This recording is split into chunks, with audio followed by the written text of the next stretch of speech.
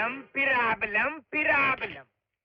मैं जब भी किराए का पैसा वसूलने आता हूँ, तुम लोग अपना रोना शुरू कर देते हो धर्म से। अरे फूलपुर से रसूलपुर तक, इलाहाबाद से फिरोजाबाद तक, करसना से करधना तक ऐसा मकान नहीं मिलेगा मियाँ, चाहे ढूंढ लो सारी दुनिया। आज से मैं एक नया कानून लागू करने जा रही हूँ। रात को लाइट नहीं जलेगी, दिन में पंखा नहीं चलेगा, हर कमरे वाले को सिर्फ 1 हंडा पानी मिलेगा, दूसरे का पैसा एक्स्ट्रा। अरे तुम्हारा काम धंधा चले नहीं चले, मेरा पैसा टाइम पे मिले। ओए पिट्टे मुंह, जब देखो लटकता ही रहता है। इसका किराएदार कहाँ है? मैंने भी उसको पहले दिन घुसते देखा था, उसके बाद तो उसको निकलते हुए नहीं देखा। तो फिर आज तू उसे देख ही डाल ललन, क्योंकि आज मुझे उसका बाकी पूरा चाहिए। अगर तू उसका भाड़ा नहीं लाया तो अपने खाने का कबाड़ा ही समझ। अरे वो बहुत चालू है, उसके चक्कर में तो मैं भूखा रह जाऊंगा। कल ही मैं उसको छुप के पकड़ ही लूंगा। रानी, आज तो तू खाना खिलाएगी ना? मैं तुझे खाना दूंगी और मैं तुझे लंगोट पिनाकर गोबर के ओखले थपवाऊंगी। हाँ, मैं उसको पकड़ूंगा, जरूर पकड़ूंगा। अशोक जी, अशोक जी, कहाँ हैं आप? हेलो। ये क्या, गौतम बुद्ध का पोस्ट? मकान मालिक को दे रहा हूँ मैं भाड़े का डोज। वो तो चला गया, अब आप नीचे उतर आइए। मैं रोज रोज आपको तकलीफ देता हूँ, आई एम सॉरी। कोई बात नहीं, खैर ये लो। अरे नहीं नहीं, अरे ले लो, गाजर का हलवा है। मैं खामखा आपको तकलीफ देता रहता हूँ। आज भी आपका मकान मालिक कान कटे बकरे की तरह चिल्ला रहा था।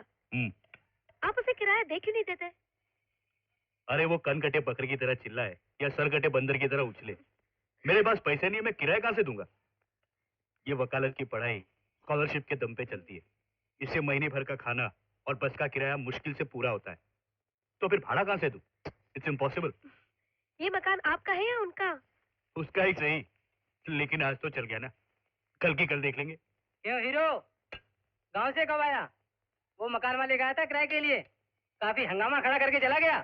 अरे दिल्ली की फ्लाइट से उतरकर उसके मुंह पे किराया मारकर बस सीधा वहीं से यहाँ चला रहा हूँ। हाँ, मुझे भी यही लगा। क्यों, ये क्या चक्कर है? आपने उसे झूठ क्यों बोला? अरे जैसा उसने पूछा मैंने वैसा ही जवाब दे दिया। अरे एक चीज तो मैं भूल ही गया। क्या? मैंने लाइब्रेरी की फीस नहीं भरी। आपने अब तक लाइब्रेरी की फीस ही नहीं भरी है? कोई बात नहीं, कल आखिरी दिन है, बाद में फाइन के साथ भर दूंगा। 120 रुपए कम रकम नहीं है। ये लो। नहीं। अरे ले लो। नहीं, मैं ऐसा नहीं कर सकता। नहीं? नहीं, मैं इसे नहीं ले सकता। तो ठीक है। मैं इसे ले लेता। अरे मिल गया, मिल गया, मिल गया। लालन जी वो लड़की, तू बीच में मत बोल। क्यों मियाँ, जब से मकान किराए पे लिया है उसके बाद आज देख रही हूँ शक्ल। हाय हाय हाय, क्या खा खा के कुप्पा हुए जा रही हो भाई, थोड़ा हमको भी दो। खिला दो। अरे वाह, अबे तो हलवा नहीं खिला सकता, वो किराया क्या देगा? लेकिन आज मैं लेने नहीं, बताने आया हूँ कि कल सुबह 9 बजे तक अगर तूने किराए के पैसे नहीं चुकाए तो मैं तुझे अपनी खुदकुशी का जिम्मेदार ठहरा कर जेब में चिट्ठी डालकर ट्रेन के नीचे कट मारूंगा। तो फिर से तू जरूर मरेगा, क्योंकि इसने तो कभी किराए के पैसे देने हैं नहीं, लेकिन मरने से पहले मुझे मेरा हिसाब किताब समझा के मरना, नहीं तो सबको झेलते झेलते मेरा तो दम ही निकल जाना है। ऐसा नहीं करना। ओए मर जाने, फुलेल की मार खाए कौवे की तरह मेरा मुंह क्या देख रहा है? चल कार चल, बैग का दूध निकाल।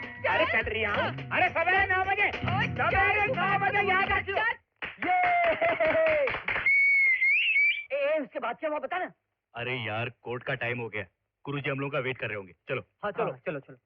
बिल्डिंग इंडिया में बनवाता है और चाहता है कि उसकी नींव मैं अमेरिका तक डालूं। इतने कंकड़ और पत्थर क्या मैं चोरी करके लाऊं?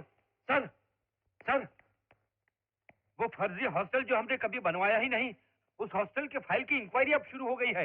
होम मिनिस्टर के सेक्रेटरी ने मुझे अभी अभी बताया। अपना माथा पीट, पीट अपना माथा।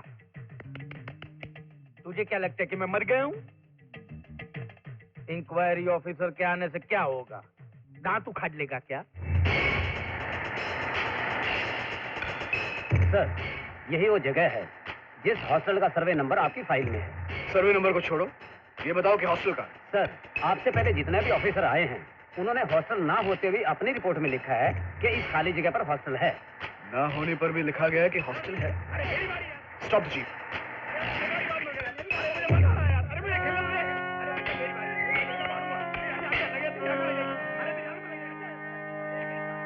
मुझसे मजाक कर रहे हो? तुम्हारा मतलब है कि इतने दिनों तक बगैर हॉस्टल बनाए हुए दुनिया को बताते रहे कि हॉस्टल बना हुआ है? It's impossible. आप अपनी आंखों से देख तो रहे हैं सर। ए, इधर आओ।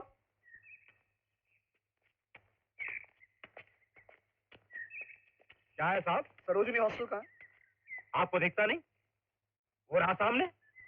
ये चौकीदार, ये वार्डन, ये स्टोर कीपर और मैं इंचार्ज। Shut up. जो हॉस्टल मुझे नहीं दिखाई दे रहा है वो तुझे कैसे दिख रहा है?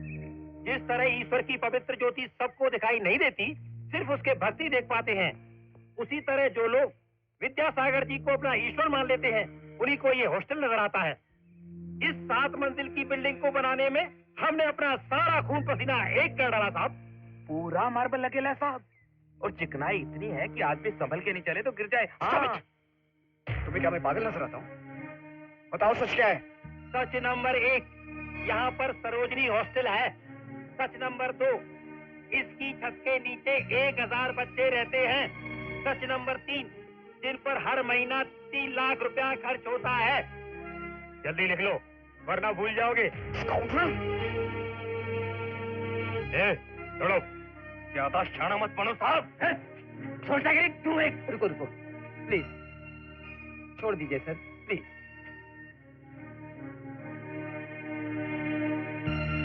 हमने जो बोला है वही लिखना, समझे? हाँ। चलो।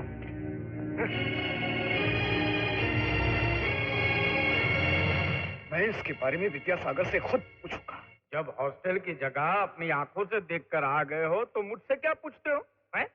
जो तुमने देखा है वो सच है। हॉस्टल अपनी जगह पर है, लिख दो, और हमको क्या करना है वो बता दो। आपको वहाँ हॉस्टल बनाना पड़ेगा विद्यासागर, नहीं तो सरकार को वो जमीन वापस करनी होगी, साथ ही वो 2 करोड़ रुपए भी जो तुमने बिल्डिंग बनाने के लिए सरकार को धोखा देकर लिए। आपको अपने सारे गुनाह कबूल करने पड़ेंगे। थैंक्स। जंगली कबूतर की तरह गुटर गुं मत करो। पहले ये बताओ कि तुम हमारी परमिशन के बगैर वहां गए ही क्यों? वो मेरी ड्यूटी है। झूठ, बड़ा ड्यूटी वाला। वो जगह देखने से पहले तुम्हें मुझे देखना चाहिए था। ये तुम्हारी असली ड्यूटी है। लुच्चे लफंगों की इज्जत करना सिंसियर ऑफिसर्स का काम नहीं है। अबे साले चुप। ठहरो ठहरो ठहरो। अबे ओ सिंसियर, ना ही मैंने वहां हॉस्टल बनाया है और ना ही मैं बनाऊंगा। लॉ को रखा दाईं जेब में, पॉलिटिक्स को रखा बाईं जेब में, और हॉस्टल को बंद कर दिया फाइल में। बस जिए जा रहा हूँ इसी चक्कर में। तुम्हारे जैसे सिंसियर ऑफिसरों का शेयर भी मैंने रखा है, देता हूँ, लेके जाओ। तुझ जैसे आदमी को छोड़ दिया तो पूरे देश को ही फाइल में दबा देगा। 24 घंटे के अंदर मैं तुझे बताऊंगा कि मैं कैसा अफसर हूं। अबे पॉलिटिक्स जी, ये हमें कितनी मोहलत दे के गया? 24 घंटा। इसका आधा कितना होता है? 12 घंटा। मैं तो उसको उतनी ही मोहलत देता हूँ प्रभु। सर, अपनी सर्विस में मैंने बड़े से बड़े धोखेबाज देखे हैं सर, लेकिन इस तरह हवा में किला बनाकर झूठे दावे करने वाला एक नहीं देखा है। हमें इसके खिलाफ जल्द से जल्द एक्शन लेना चाहिए सर। सर, ये रही कॉर्पोरेशन की रिपोर्ट जिसमें वहां कोई भी बिल्डिंग न होने का सबूत है। ये देखिए, जनगणना के दफ्तर में साफ साफ लिखा है कि उस हॉस्टल में रहने वाले बच्चों का इस शहर में कहीं नामो निशान भी नहीं। उस फर्जी बिल्डिंग में बिजली के कनेक्शन ना होने का इलेक्ट्रिसिटी बोर्ड का स्टेटमेंट। सर, ये सारे सबूत जाहिर करते हैं कि वहां कोई हॉस्टल बना ही नहीं। ये लो, ये क्या है सर? तुमने विद्यासागर से रिश्वत मांगी। बड़े अफसरों को इस साजिश का पता चल गया, इसलिए ये रहा तुम्हें नौकरी से निकाले जाने का ऑर्डर। ये तो सरासर नाइंसाफी है सर। आई एम सॉरी, ये साबित करना तुम्हारा काम है। आई सी। मुझे अपनी नौकरी के जाने का कोई दुख नहीं है सर। तकलीफ तो इस बात की है कि दिन दहाड़े अंधेरगर्दी हो रही है। अब आप ही बताइए, मैं आपके लिए क्या कर सकता हूँ? मैंने बहुत से वकीलों से बात की है सर। सभी कहते हैं कि विद्यासागर दोषी है, कानून की नजर में वो गुनहगार है, मगर कोई भी उसके खिलाफ केस लड़ने के लिए तैयार नहीं है। अगर यही रवैया है तो फिर इन कोर्ट कचहरियों की जरूरत क्या है? लॉ एंड ऑर्डर का ढोंग किस लिए? 4 गुंडे पालकर वो विद्यासागर पूरे मुल्क पर हुकूमत कर सकता है। मैं आपकी ईमानदारी, आपकी काबिलियत के भरोसे आपके पास आया हूं। जो मैं लास्ट होप सर। कानून को काबिलियत और ईमानदारी की नहीं, सबूत की जरूरत है। अगर वो सबूत तुम्हारे पास है तो मुझे किसी की परवाह नहीं। इस केस से ताल्लुक रखने वाले ठोस गवाह और सबूत मेरे पास हैं sir. Then we are filing the case.